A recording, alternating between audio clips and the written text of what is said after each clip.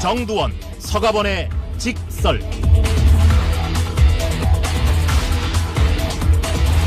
네, 직설. 오늘은 특별히 아주 특별한 코너로 진행을 하려고 하는데요. 자, 먼저 정두원 전 의원과 인사 나누겠습니다. 어서 오십시오. 네, 의원님. 안녕하세요. 한 주 어떻게 보내셨어요? 정말 궁금한데. 좀 시끄럽습니다. 죄송합니다. 지난주 수요일에 이 자리에서 한 말씀 하셔가지고. 지난 수요일이었나요? 예. 벌써 일주일 됐구나. 그러니까요. 평지 풍파를 일으키셨는데 엄청 바쁘셨죠. 예, 뭐 메뚜기도 한철이라고 좀 잠깐 바쁘고 말겠죠. 그럴 것 같지가 않은데. 예요. 예? 오늘 또 그 어떻게 말씀하시냐에 따라서 내가 그런가? 두 주 가고 세 주 가고 뭘 요구하는 것 같아요? 아무튼 언론한테 엄청 시달리셨죠. 네, 그렇습니다. 네, 그래도 오늘도 이게 지금 특별 편성으로 시간 길어진 거 알고 계시죠? 네. 네.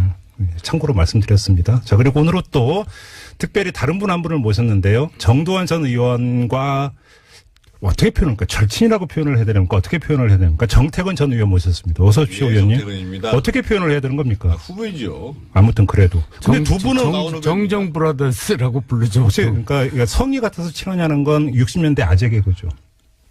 저희는 청취하는 사실 거죠. 무슨 특별한 그 학력이나 무슨 지연이나 그런 건 없어요. 그러면 그냥 어떤 인연을 이렇게 정치하면서 뜻이 맞아가지고. 정치하면서 정두원 선배님이 많이 이끌어주셨죠. 아, 그래요? 네, 많이 그게 아니라 제가 지도를 많이 받았어요. 그게 아니라 그러니까 같이 그 약주 드시면서 친해지신 거 아니고? 약주도 많이 했죠. 엄청 했죠. 근데 제가 기억하는 게 두 분이 이명박 정부 때 불법 사찰을 당한 피해자. 예. 맞죠? 네, 그렇죠. 예, 맞습니다. 예. 사실은 오늘도 이제 그 이야기도 좀 그러니까 자세히 좀 여쭤볼 계획인데요. 민간인 불법 사찰 사건에 대한 또 검찰의 사실상의 3차 수사라고 봐도 될 것 같은데 이것도 진행이 되고 있는데요. 이건 좀 잠시 후 좀 여쭤보도록 하고 두 분도 하실 말씀이 많으실 것 같은데 먼저 이풀기 토크로 오늘은 이풀기 토크가 아니라 AS 토크로 정두원 전 의원께 여쭤봐야겠습니다. 그 지난주 수요일에 의원님께서 말씀하신 다음에 네. 김희중 전 청와대 제1부속실장이 한국일보와의 인터뷰에서 뭐 청와대에 같이 일했던 사람들 나와서 네. 상가 도와줬다고 했고 조혜진 전 의원이 보니까 이명박 전 대통령 측으로 가서 대책회의에 같이 하고 있던데요. 네. 조혜진 전 의원이 어제 한 방송에서 뭐라고 했냐, 조화 보냈다고 하던데? 라고 얘기했더라고요. 사실관계가 어떻게 됩니까, 의원님? 그때 부속실 직원이 이제 가서 같이 했던 것은 개인적으로 친분관계 때문에 갔던 걸 거고요. MB 지시 이런 게 아니고. 당연히. 네. 그 사람들이 오랫동안 일을 했던 사람들이니까. 그러니까. 그리고 이제 조화 여부는 이제 하여간 저는 그렇게 들었는데 네. 이제 MB 측에서 대응팀에서 법적 검토를 한다고 들었어요. 누가 이제 이동관 전 조화 안 보냈다는 예. 의원님 발언에 대해서 네, 허위사실 유포라고 고소한데요? 법적 검토를 하고 있다고 그러더라고요. 그래서 오. 이제 큰일 났습니다. 이것도 뉴스네. 이제 김정배 못 보게 생겼는데요.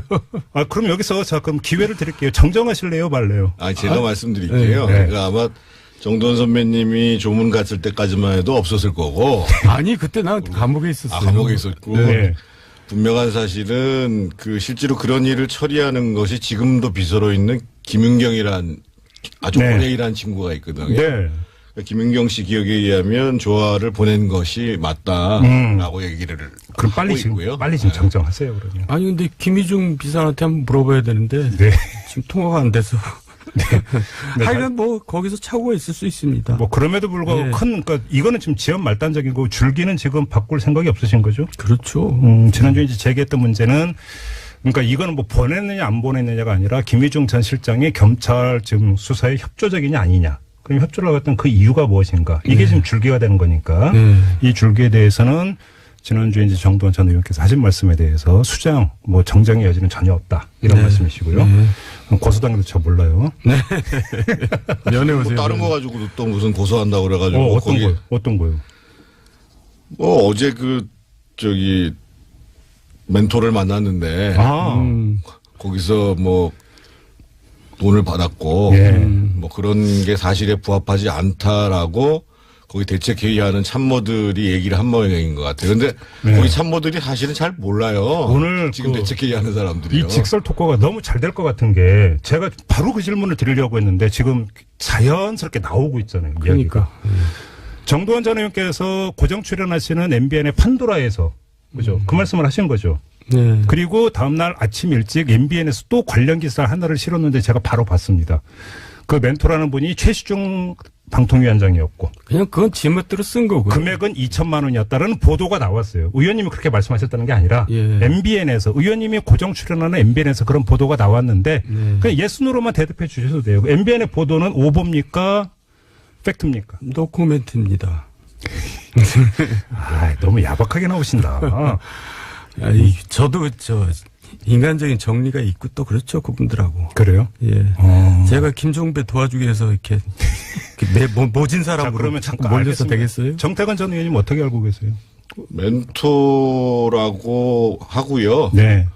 그 식사 끝나고 난 다음에 돈이 차에 실려 있었던 건 맞고. 그렇죠. 그 얘기 다 했잖아요, 방금. 네, 그렇죠. 했고 그래서 우리가 서로 이게 회관에 와 보니까. 네, 의원회관. 네. 이 수행비서가 운전하시는 수행비서가 가져온 거예요. 네. 그래가지고 이게 뭐지 해서 봤더니만은 한 2다발이 있었어요. 2다발. 네. 네, 2다발. 네. 통화해가지고 돌려보내자 이렇게 된 거죠. 네, 2다발이 20만 원을 뜻하는 건 아니겠죠, 의원님? 200만 원도 아니겠죠? 그때가 5만 원짜리가 안 나왔을 때니까요. 네. 뭐 2천만 원이네. 아, 근데 저는 궁금한 게 왜 준 거예요, 그 돈을? 그러니까 우리들이 아무래도 좀 이제 정부에 대해서 쓴소리를 많이 하니까. 회유용? 그러니까 쓴소리를 하면 들으면 되지. 그걸 뭐 이렇게 회유를 하려고 드는지 모르겠어요. 그 사람들은. 내가 그런 용이겠죠. 그래요? 회유용? 그냥 조용히 이제 입 닫고 조용히 살아라. 예, 그런 아니, 그런 것보다도요. 그분이 평소에 하셨던 얘기가 뭐냐면 그 사실은 대선 끝나고 난 다음에 그 어느 정부가 그 기업으로부터 돈을 받았는지 모르겠는데 보통 그 대선이 끝나면 대기업 집단으로부터 당선 축하금을 받는다. 근데 우리는 그걸 안 받았다.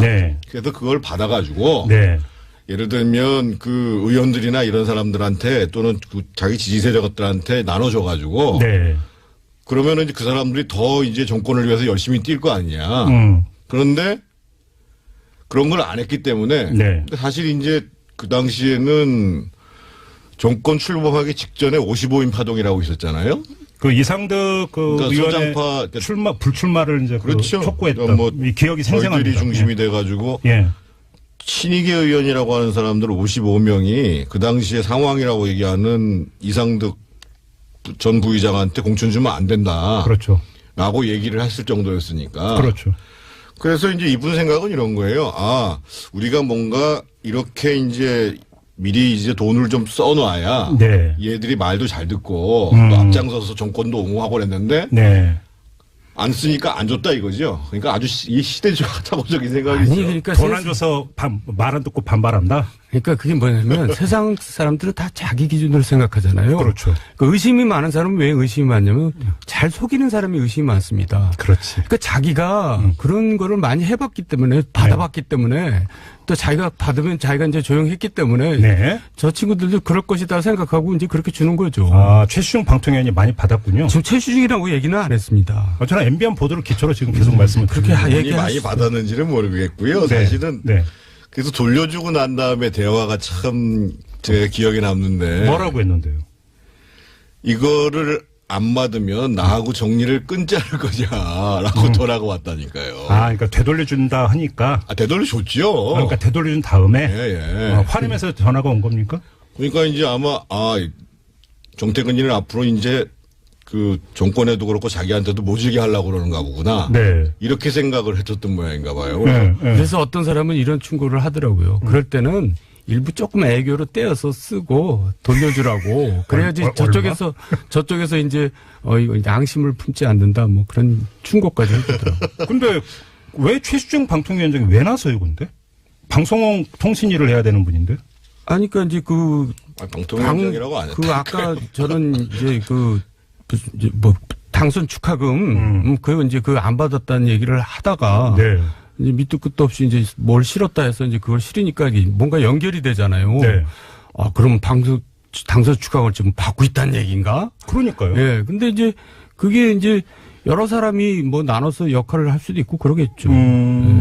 그러니까 지금 그때 들으시기로는 그게 그 돈의 출처가 당선 축하금으로 들으신 거예요? 그러니까 그렇게 연결이 될 수도 있다는 얘기죠. 축하금 성격은 아니고 네. 이미 저희가 이제 총선이 끝나고 난 다음에 네. 그 조선일보가 몰래 취재를 해가지고 우리 정돈 선배하고 이 이상득 부의장하고 세게 붙었어요. 네. 세게 붙어가지고 예. 이미 이제 그 이상득 부의장 그리고 박영준 라인하고는 갈 때까지 갔고 그러니까 이제 다른 분이 뭔가 역할을 좀 하자. 그리고 이제 그 당시에 이제 촛불이 이제 사그라들었잖아요. 그렇죠. 여름철 지나가면서 그렇죠. 그러고 이제 뭐 녹색 성장 얘기 나오고 뭐 이제 국정기조 전환한다고 할 시점에 그러니까 이제 좀 당신들도 좀 잘 하라라는 무언의 뜻으로 네. 뭐 그냥 대화야 일상적인 대화를 했지요. 네. 일상적인 대화를 하고 근데 네. 그런 뜻으로 이제 보냈는데 돌려보낸 거죠. 근데 돈 문제 나오니까 그러니까 제가 좀 오늘 그러니까 토크 전에 약간 공부를 하고 왔는데 의원님이 책을 펴내셨잖아요. 네. 책 제목이 잃어버린 대한민국의 시간이라고. 네, 그렇습니다. 책 나오기 전에 언론에 또 연재를 하셔가지고 그때 연재 그 고정 제목은 정두원 참여록이었습니다. 네. 기억하시죠? 네. 제가 그걸 공부를 많이 하고 왔는데 여기에 돈 이야기가 나오는 게 있습니다. 기획연재 정두원 참여록 10번째 편에 이명박 캠프에서 이상득의 핵심적인 역할은 돈 문제였다. 이렇게 시작을 하는 단락이 있습니다. 기억하십니까, 의원님? 네. 실무는 김백준, 조달은 이상득이었고 네. 나중에는 천신일, 최시중도 자금을 조달하는 역할을 했다. 네. 의원님 본인이 이렇게 쓰셨습니다. 네. 그러면 최시중 방통위원장은 그 대선 자금 조달 책이었기도 했다는 뜻이잖아요. 이건 누가 보더라도. 네, 그건 알만한 사람도 다 아는 최시중 얘기죠. 씨가 네. 지난번에 자기 구속됐을 때 네. 구속되기 전에 네. 자기 입으로 그 대선 자금으로 썼다. 이런 얘기 했잖아요. 그리고 이제 좀 더 읽으면 이상득은 계속 돈을 모을 수밖에 없었다. 기업들은 믿을 수 있는 사람 대통령 후보의 형 이상득을 보고 돈을 주었기 때문에 이렇게 나오는데 네. 제가 과문해서 그런지 네. 대선 후보들의 그 선거 자금이 문제가 됐었죠. 노무현 정부 초기에 안대희 당시 대검 중수부장이 네. 양쪽 캠프의 대선 자금까지 털었고 근데 그 이후에 대선 후보의 선거 자금이 공개적으로 문제된 적은 없었거든요. 그게 왜 그러냐면요. 네. 그러니까 이제 저도 저축은행 사건으로 이제 재판을 받았고 이상득 부의장도 재판을 받았잖아요. 네. 제가 이제 소개시켜준 사람한테 돈을 받았다 그래서 이상득 부의장이 이제 사법 처리된 거고 저는 소개해줬다 해서 공범으로 된 건데 네. 그때 이상득 부의장의 재판을 보면은 이상득 부의장이 돈을 받는 거를 시인하는 진술들이 다 나옵니다. 그러니까 네. 기자들이 취재를 안 해서 그렇지 네. 대선 자금을 어떻게 받았고 네. 이런 표현이 나옵니다. 우리는 가급적 대기업으로부터는 안 받고 중견기업으로부터 받는다 이렇게까지 표현을 해요 재판에서. 네. 근데 그 재판 기록을 안 보니까 이제 사람들이 이제 기자들이 게을러가지고. 그러니까 이제 그 당시에는 네. 검찰에서는 네. 그 자금의 출처까지만 조사했지 출구를 입구까지만 조사했지 출구 조사를 끊어버린 겁니다. 그리고 지금 입구 같은 경우도 저축은행 하나만 지금 수사한 거죠. 그렇죠. 그러니까 뭐 모르겠어요. 대선 자금 맞아요. 전반에 네. 대한 수사까지 확대를 안 한 거잖아요. 안 했어요. 덮은 거잖아. 검찰이. 그러니까 출구 조사를 딱 검찰이 끊어버리더라고요. 그런데 또 그때 뭐 야당에서도 아무 얘기도 안 하고 언론에서도 아무 얘기도 안 하고 뭐. 아니, 왜 그래요? 그러니까 이제 언론 통제도 확실하게 했고 야당에서 그랬던 것은 야당은 검찰을 되게 무서워해요. 예. 뭐 다들 뭐 잘못한 게 많은지. 그 그래가지고 당시 야당이라면 민주당을 얘기하는 겁니다. 그렇습니다. 그러니까 그때 이명박 정부 때니까 이 검찰 수사가 진행이 된 게 이명박 정부가 엄청 셌군요. 그러니까. 초창기 그러니까 아니, 그때는 후반기인데 어쨌든 후반기인가? 후반기다. 가장 문제는 네. 지금도 어쩔지 모르겠습니다만 검사들은 자기의 이 승진 네. 이 문제를 사실상 청와대에서 결정한다고 보니까 그렇죠. 그러니까 이제 청와대에서 기류가 어떻게 되느냐라는 것에 제일 관심을 갖는 거고 예. 요번에 사실 그래서 이제 이명박 전 대통령의 성명도 잘못됐지만 문재인 대통령이 분노를 이렇게 얘기를 하면 예. 검사들 입장에서 보면 무조건 어떻게 해서든지 잡아들이라는 걸로 받아들이는 거죠. 그래서 그게 문제 있는 발언이라고. 아무튼 거죠. 그때 그러면 검찰 같은 경우는 MB 청와대의 심기를 헤아리면서 대선 자금 수사를 대충 털고 가버렸, 그러니까 묻고 가버렸다 이 얘기잖아요. 정리를 하면. 네. 아무튼 근데 아예 안 했죠. 대선 자금 수사. 안 한 거잖아요. 그러니까 할 생각이 없었죠. 이상득 전 의원은 그 저축은행 사태로 그러니까 조사받는 과정에서 대기업한테는 가급적 안 받고 중견기업들로부터 받았다는 얘기까지 했는데. 받았기 때문에 처벌을 받았는데 어디 썼냐는 전혀 조사도 안 하고 재판에서도 전혀 물어보지도 않아요. 최시중 전혀 씨는 안- 이미 그 구속되기 전에 예. 대선 자금을 썼다고 얘기를 해버렸다니까요. 했는데도 불구하고 조사도 안 자, 해요. 그럼 여기서 두 가지 제가 여쭤볼게요. 근데 대기업한테 안 받는 거 확실히 맞아요? 그건 이상덕 전 의원의 일방적 주장 아닙니까? 아니, 그러니까 이제 그런 방침을 이제 재판 중에서 진술을 하고 예. 또 나중에 이제 제가 이제 뭐 대선 당선 축하금 얘기 나올 때 그때야 뭐 대기업에서 받았는지 중소기업에서 받았는지 그건 내가 모르겠어요. 바로 여기서 두 번째 지금 출구 조사는 전혀 안 했다고 했잖아요. 그러니까 그 정태근 의원님이 말씀하셨던 두 다발이 그러면 이게 출구 조사를 했으면 혹시 거기에 그 포함된 돈일 수도 있을 수 있잖아요. 가능성은. 어떻게 보세요?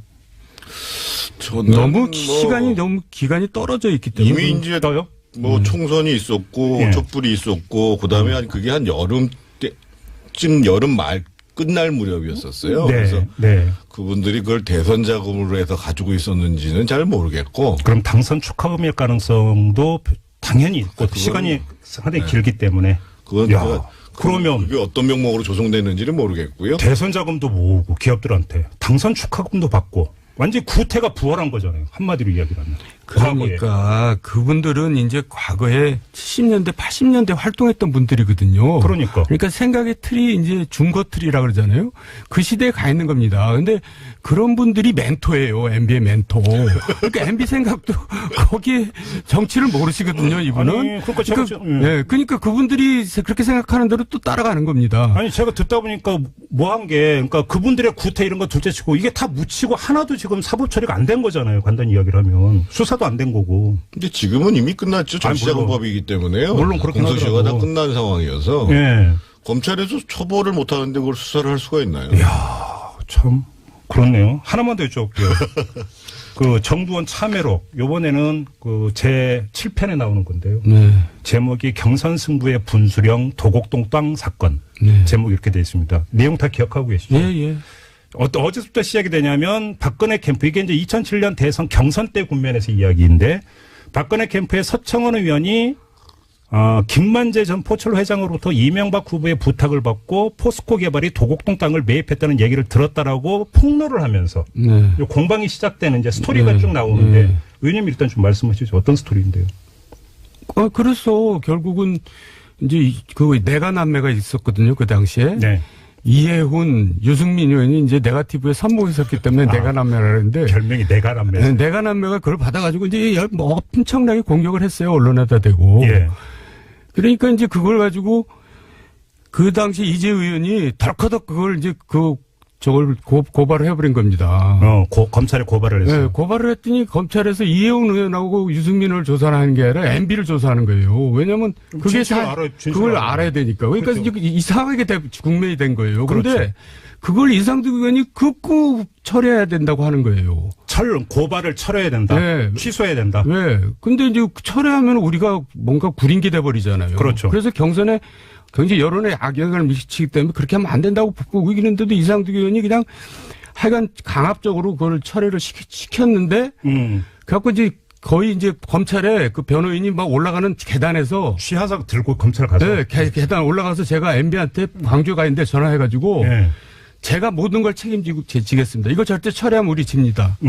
그래가지고 MB가 그럼 그렇게 해라 그래서 계단에 올라가는 사람을 내려오게 만들어가지고 결국 그 진행을 시켰었죠. 여기서 이제 리얼하게 제가 한 문장 읽어드릴게요. 이상덕과 이재호가 얼마나 서로 열을 냈던지 집기가 부서지는 상황까지 발생했다. 이렇게까지 심하게 싸웠어요? 그러니까 이제 이재호한테 이상덕은 너 왜 고발했냐 그래가지고 이제 싸웠는데 제가 그거 뜯어 말리느라고 제 옷도 막 늘어나고 막 그랬어요. 여기서 정태근 의원님도 등장합니다. 두 분이 같이 뜯어 말렸잖아요. 같이 현장에 있었는데요. 그러니까 이게 이제 그 이상덕 부의장이 사실은 이 캠프의 핵심들하고 협의를 한 게 아니고 원로들만 불러 모아놓고 회의를 했어요. 우리를 다 이제 못 들어게 만들고. 그때 후보가 계셨었고 그 자리에서 그러니까 원로들이라고 하시는 분이 뭐 박기태 전 국회의장 뭐 이런 분들이 계시잖아요. 그렇죠. 이런 분들이 모인 자리에서 쭉 이제 보니까 최시중 쭉 있는데 이상덕 부의장이 이거 처리해야 된다. 큰일 난다. 얘기하니까 MB는 뭐 당연히 이제 말 못하고 있을 거고. 그래가지고 이제 철회가 된 거예요. 그럼 철회를 하면 우리가 시인한 게 된 거잖아요. 그게. 그렇죠. 그래서 이제 그 사단이 벌어진 거죠. 근데 제가 궁금한 게 뭐냐면요. 이 스토리가 중요한 게 아니라 의원님의 기술 내용인데 석연치 않은 부분이 있었다라고요. 기술이 예, 있습니다. 예. 평소 매우 합리적이었던 이상득이라면 고소 취하를 반대했어야 하기 때문이다. 그렇죠. 근데 오히려 고소 취하를 하라고 막 지키까지 부서지면서 싸웠다라는 거잖아요. 예. 어떻게 이거 왜였습니까? 그러면 그러니까 이제 드디어 이제 기사거리를 지금 만들려고 지금. 그러니까 이상득 의원도 네. 본인하고도 관계가 되기 때문에 저렇게 나서서 저렇게 처리하라고 그러지 않았나 저는 그런 의심이 들었어요. 본인하고 관계라고 하는 건 거기까지 말해요. 도곡동 땅하고 이상득 의원하고 관계가 있다. 네. 그 관계가 무슨 관계인데요? 그러니까 하여간 뭐 그렇지 않고서야 저렇게까지 말도 안 되는 정무적인 판단을 하면은 있을 수 없는 일을 주장하니까. 제가 그러면 한 구절만 더 읽고 마지막 요 관련해서 마지막 질문을 드리겠습니다. 이거 그대로 읽어드릴게요. 우리 애청자 여러분들 좀 귀 기울여 주시기 바라는데 왜냐하면 말은 두석 없이 전행될 수 있지만 책 제목을 한 번 더 얘기해 주세요. 예, 잃어버린 대한민국의 시간. 광고도 좀 예, 해야 많이 되니까. 사서 보시기 바라고요. 이 대목, 그러니까 말은 두서없이 진행되지만 글은 아니라고 저는 확신하기 때문에 글에는 문장 말고 행간도 있다. 네. 이 점을 좀 유의하시면서 들어주시기 바라는데 이상득은 이 국면에서 왜 적극적으로 나섰을까? 후보이자 동생에게 불리한 것이 뻔한데도 말이다. 지금도 의문이 풀리지 않는 대목이다.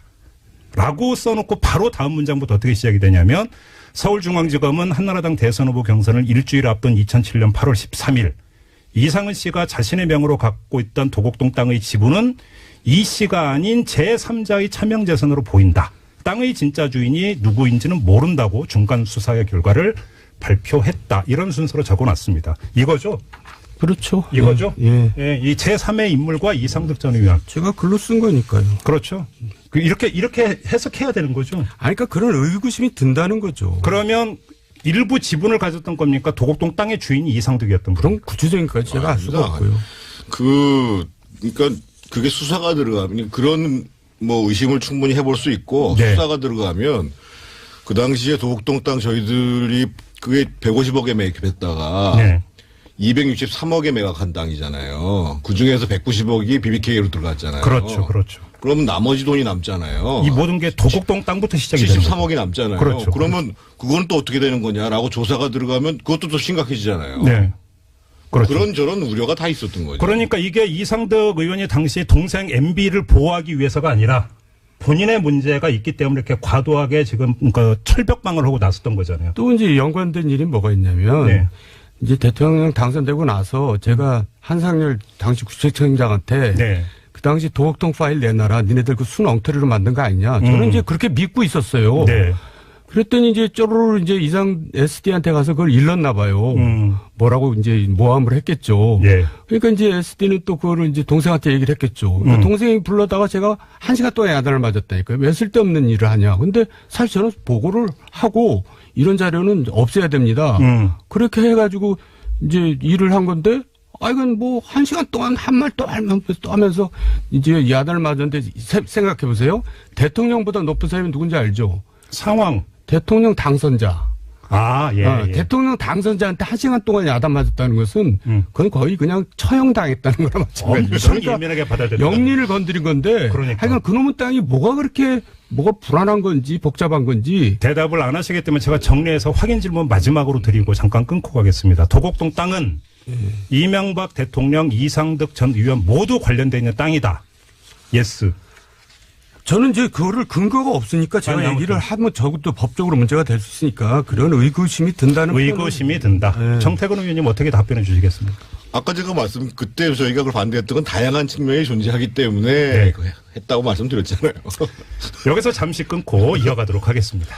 정태근 전 의원과 함께하고 있는 특별 직설 코너인데요. 조금 전에 도곡동 땅 이야기를 나눠봤는데 마지막으로 다시 한번 이것만 말씀드리고 다음 주제로 넘어가겠습니다. 의원님께서 한 인터뷰에서 죽기 전에야 말할 수 있는 경천동지할 3가지 일. 그죠? 대선 당락까지 바꿀 수 있는 3가지 일 가운데 하나가 이건 맞죠? 아닙니다. 아닙니까? 네. 또 있습니까? 예, 그거 아니에요. 그럼 특별 직설을 연중 계속 가야 돼요. 정태근 의원도 몰라요. 정태근 의원도 모르십니까? 모릅니다. 그래도 알겠습니다. 아무튼 도곡동 땅에 대해서는 상당히 좀 새로운 관점에서 접근할 실마리가 나왔다는 걸 다시 한번 확인을 하고요. 그다음에 사실은 민간인 불법 사찰 사건은 저도 개인적으로 2012년에 계속 추적을 한 적이 있었고 요번에 또 이게 진행이 되면서 상당히 관심이 있었고 또 정두원 전 의원께서 이 그 회고록을 연재를 하실 때도 이게 이제 그 있어갖고 그때도 읽은 적이 있고 요번에도 다시 한번 읽었는데 여기에 이런 대목이 나옵니다. 이너서클을 언급을 하세요. 사찰 컨트롤 타워 언급을 합니다. 사찰은 MB와 이상득의 권력을 배경 삼아 이루어졌다. 이런 기술도 하셨습니다. 그러면 민간인 불법 사찰이 컨트롤 타워가 있었고 이너서클이 있었다라고 판단하신 그 근거가 뭡니까? 어떤 건가요? 그건 너무나 당연한 거 아니에요? 그걸 근거? 네. 어떤 점에서? 그러니까 처음에는 사실 이제 그게 박모라는 친구가 이제 그거를 하다가 박영준. 그러다가 이제 제가 이제 비판을 하니까 이제 청와대에서 나왔고 그때 기획조정비서관 그걸 이어받아서 한 친구가 이제 노동비서관이 또 그 일을 해요. 이영호 고용노사 비서관. 네, 그가 이제 총리실 윤리지원관실을 지휘하면서 이제 그런 사찰 맞습니다. 일을 하는데 네. 그 이영호라는 친구가 한번 청와대에서 난동을 부린 적이 있습니다. 경제비서관실에 가가지고 뭐 그때 예. 보도도 크게 나왔어요. 예, 그러니까 뭐 있을 수 없는 일을 벌였는데 MB한테 그냥 주의만 받고 끝났어요. 그러니까 그런 일들이 참 이해가 안 가잖아요. 네. 그러니까 이제 뭔가 굉장히 중요한 일을 하고 있고 뭔가 이제 비밀을 많이 알고 있으니까 이제 특별히 과보호를 한 거죠. 네. 그래도 그 친구들이 무슨 짓을 했다는 것이 다 드러났잖아요. 민간인 네네. 사찰이. 근데 그렇죠. 이 민간인 사찰이 네. 이제 지난번에 얘기했지만 박근혜 정권의 블랙리스트에 한 100배 정도 되는 겁니다. 그때는 10배라 그랬는데 저는 강도로 치면 100배 되는 겁니다. 그렇죠. 그러니까 뭐냐면 MB에 대해서 비판적인 사람은 진영을 가리지 않고 네. 분야를 가리지 않고 네. 사찰을 하겠다는 겁니다. 그러니까 그 블랙리스트지 뭐예요. 그러니까 컨트롤 타워가 있었다라고 보는 것은 실제로 이제 국정원 네. 그리고 공직윤리지원관실, 네. 검찰, 그리고 이제 국세청 네. 이렇게 해서 소위 이제 정권의 비판적인 인물에 대한 압박이 전방위적으로 가는 거죠. 그렇죠. 예를 들면 국정원에서 사찰을 하게 되면 관련된 사람들이 나올 거 아니겠어요? 네. 그럼 그 사람들 관련된 기업들 세무조사하고 그렇게 봤을 때 그래서 이제 저희가 그 당시에 이거는 그야말로 권력의 사유화다 이런 얘기를 했던 거죠. 그리고 아니 그 정태근 전 의원을 모신 이유 중에 하나가 바로 근데 사찰의 피해자이시고 너무나 심하게 당하셨잖아요. 제가 볼 때는 사찰 대상 중에서 가장 심하게 악랄하게 사찰했던 예. 잠깐만 좀 말씀해 주세요. 근데 본인이 얘기하기는 좀 뭐하죠. 그럼 의원님이 좀 말씀해 주세요. 제가 말씀드릴게요. 네. 제가 사실은 이런 얘기 가서 하지 말라고 학교원 얘기를 하는데 네. 그러니까 이제 어제 민명두 의원이 엊그저께 공장명 포청천. 예. 그러니까 그 당시에 이제 정두원 전 의원이나 저는 사실은 이제 일상적인 사찰 대상이라고 봐야 되고. 예. 그래서 정두원 의원님 같은 경우에는 사실은 사찰하는 사람을 신원을 확인하기조차도 했고. 일찌감치 저는 저한테 걸렸죠. 제가 제 처가 이제 한 회사에 이제 그 당시에는 부사장이었었어요. 그리고 예. 지분이 있는 회사가 아니거든요. 예. 지금은 대표이사로 있죠. 근데 아마 그 사람들이 그 회사가 제 회사라고 생각을 했던 모양인가 봐요. 자기들이 지금 항상 차명으로 뭘 하시는 분들이니까. 부인을 내세우고 신뢰를 정태근 의원 이렇게 본 거군요. 그래서 이제 국정원에서 그 회사 사찰하고 제 주변 사찰하고 심지어는 그래서 그 회사 사장이 구속됐다가 풀려나고 결국은 무죄 판결 받고 그래서 그 회사가 2번이나 세무조사를 받고 네. 나중에 이제 공직윤리지원관실 사찰이 문제가 됐잖아요. 그렇죠. 그래서 이제 검찰에서 조사를 하는데 제 주변에 있었던 기업하시는 분 4사람한테 검찰에서 연락이 왔어요. 정태근이 때문에 사찰받은 거 맞냐고. 네. 그런 일들이 벌어졌고 심지어 어떤 일까지 있었냐면은요.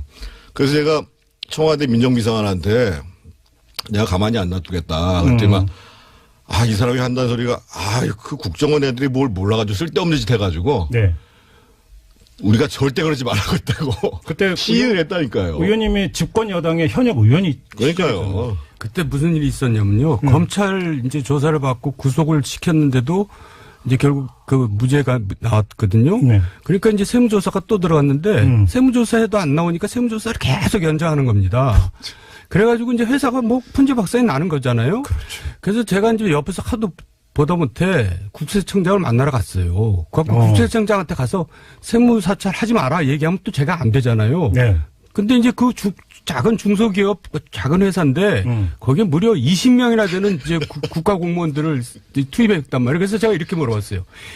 해방 후에 이렇게 작은 회사에 20명에 되는 그 세무공무원들을 투입해서 이렇게 몇 달을 연장하면서 한 예가 있으면 나한테 내놔라. 거기 앉아 있었어요. 네. 4시부터. 그때 이제 자기 일 보면서 들락거리면서 들어가시지 뭐. 그런데 난 그 답 들을 때까지 여기 앉아 있겠다 그랬거든요. 연좌롱성에 들어가고. 예. 그랬더니 7시 반인가 되더니 실은 제가 오늘 생일입니다. 그러더라고요. 좀 가주세요. 그래서 나왔는데. 예.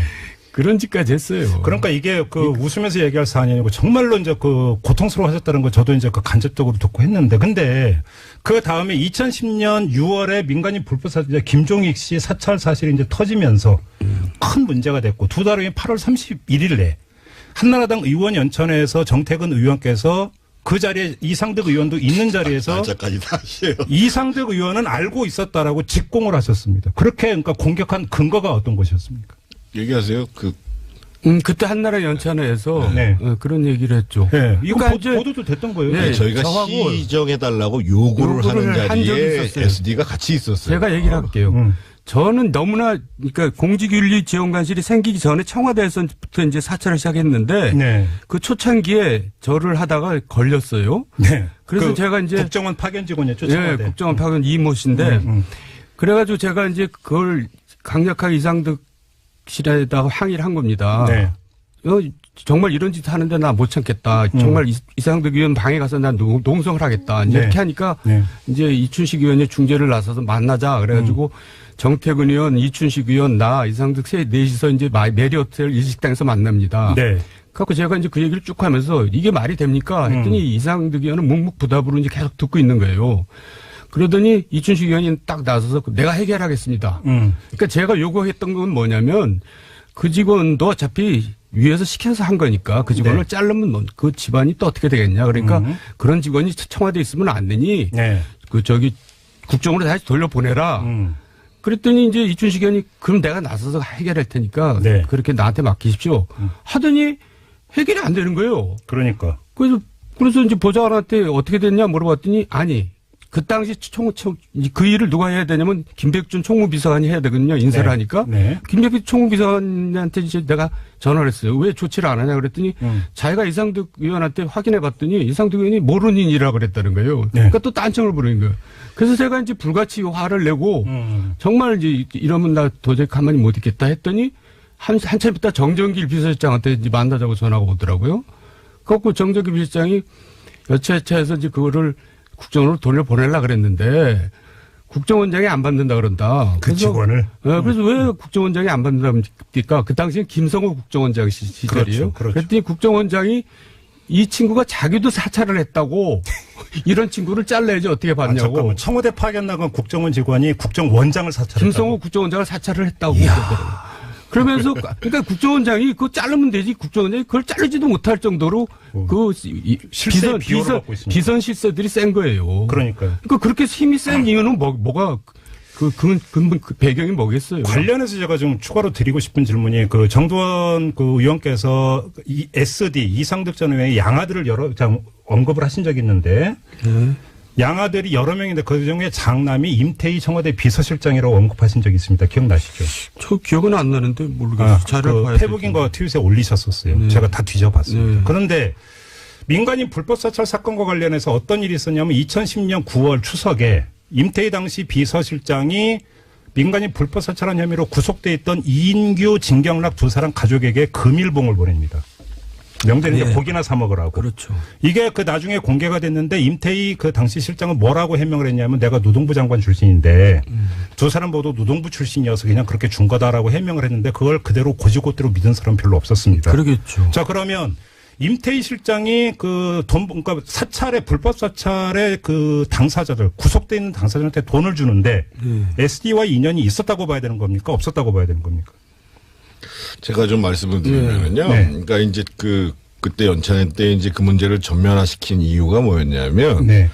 제가 사실은 8월 초에 이제 해외 출장 갈 일이 있었어요. 네. 아까 제가 민정비서관한테 국정원에서 사찰하고 이런 거 다 확인했다고 얘기했잖아요. 그래서 그리고 이제 이미 이제 그 민간인 사찰이 불거지고 뭐 남경필 사찰도 불거지고 이래서 예. 제가 이참에 이런 식으로 하는 거 근본적으로 시정하지 않으면 안 된다라고 민정비서관한테 대통령한테 분명히 전해라. 장다사로 비서관 말씀하시고.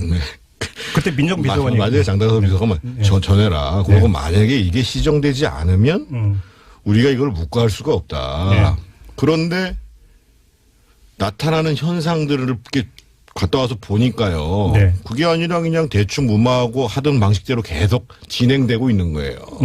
그래서 사실은 그 참다가 이제 의원 연찬회에서 이 사찰 문제들을 전면화시킬 수밖에 없다라고 얘기를 했고 그런 일련의 흐름들 속에서 이제 뭐 여러 사람들이 활동을 한 거죠. 그러니까요. 아무튼 그 SD와 임태희 당시 실장 간의 관계 때문에 여쭤봤는데요. 지금 민간인 불법 사찰과 관련해서 더 해야 되는 그 대상 중에 한 명이 권재진 당시 민정수석. 조만간 검찰에 소환된다는 보도가 또 오늘 나왔던데요. 그 역할을 어느 정도라고 그러면 그 추정을 알고 계십니까? 권재진 수석은 적극적인 역할을 할 지위에 있지도 않고 그럴 분도 아닌 것 같고. 허세요. 비선 실세들이.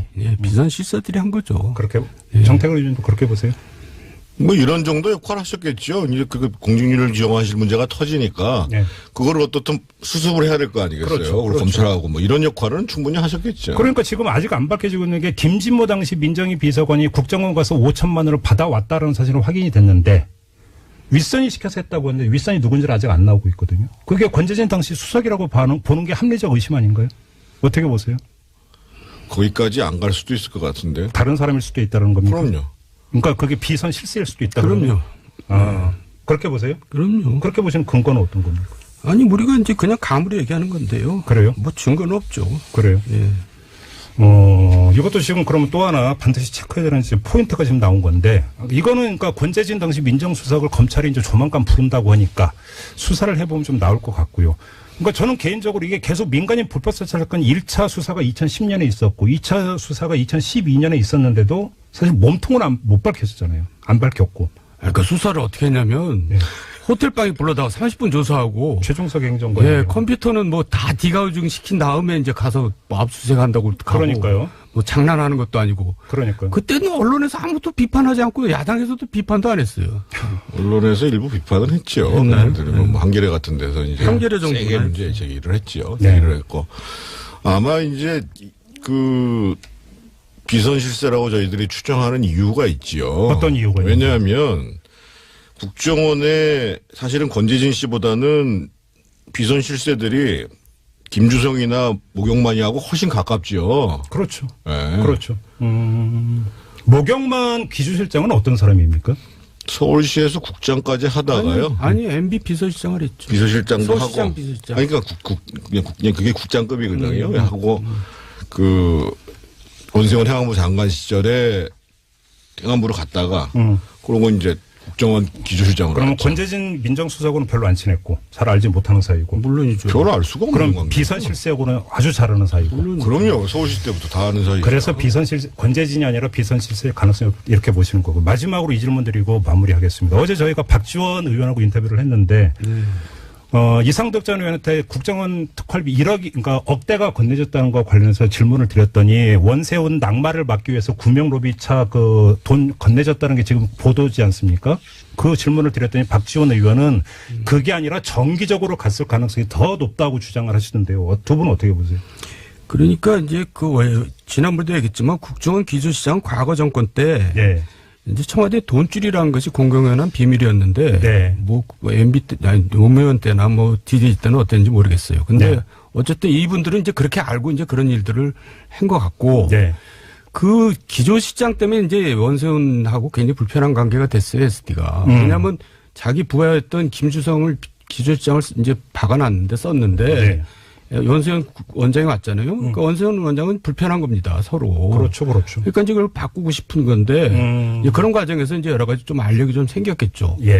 그러다가 이제 그게 결국 뭐 목욕만으로 이제 자기 그야말로 수족 같은 목욕만으로 바꾸는데 그 과정에서 이제 뭔가 알력이 생기고 그래서 이제 뭐 저기 무슨 호텔방에서 이제 노트북 복사하다 들킨 사건이 생기잖아요. 인도네시아 특사단. 뭐 이제 그때 다 그 즈음인데 그래서 이제 자기 뭔가 그러니까 좀 그러면 불안을 느끼고 관계 개선용이네요. 그러면 오히려? 그렇다고. 아니요. 그 당시에 실제로 원세훈 원장에 대한 경질 얘기가 많이 나왔어요. 심지어는 뭐 저희들 말할 것도 없고 그 당시 홍준표 최고위원, 그때 최고위원이었을 겁니다. 최고위원이 이제 나서가지고 이제 막 경질해야 된다고 얘기했으니까 복합적이라고 봐야죠. 아마 그 원세훈 원장은 어떻든 경질을 막아야 되겠다. 계속 자기가 그 주위에 있어야 되겠다. 이런 생각을 강하게 갖고 있었으니까요. 알겠습니다. 시간이 벌써 다 가버렸네요. 다음 주에 한 번 더 할까요? 아유, 뭐. 정태근 의원님 어떠세요? 저는 지금 뭐 어떻게 자, 얘기할 일단 예. 오늘 특별 직설은 마무리하고 다음을 기약하면서 정태근 전 의원, 정두원 전 의원과는 인사 나누겠습니다. 수고하셨습니다. 두 분. 네, 감사합니다. 예, 감사합니다. 네. 자, 7시 48분 20초 지나고 있는데요. 잠깐 기상청 연결해서 기상 상황